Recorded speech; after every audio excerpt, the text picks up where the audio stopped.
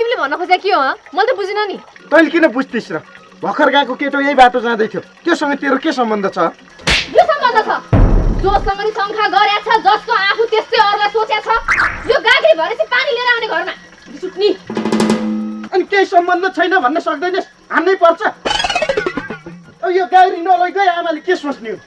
गाह्रो छ मलाई लो यो भट्टे गयो कहाँ यो सुहानीको पछि पछि लागेर पँधरतिर मुन्ट्यो कि क्या हो यो बच्चाले पनि एकछिन सुहानी छोड्न सक्दो रहेछ यसो सुहानीलाई कसले चाहिँ लान्छ र पछि पछि जानुपर्ने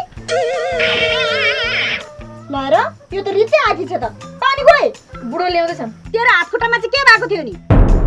बुढालाई काम नरहेकन खाएको पच्दैन तँलाई कसैका नभएका बुढाबुढी यिनीहरूकै रहेछन् हो त हाम्रो त छ नि रिस उठ्नी के को रिस उठ्ने नि सासूसँग मुखमुखै लाग्छस् अहिले मुख सुख च्यातिउ न अनि थाहा पाउँछस् ल च्यात्नु त कसरी च्यात्नु रहेछ म पनि हेर्छु ए हेर्छस् ल खोइ छोड्न सासूलाई हात हालिरहेछ यो त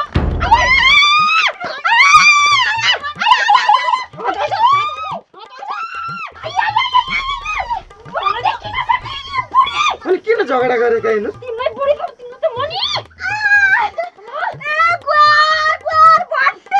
अनि यो पुतली के भाग्यो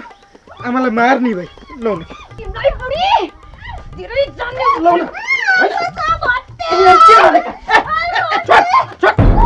के गरे यो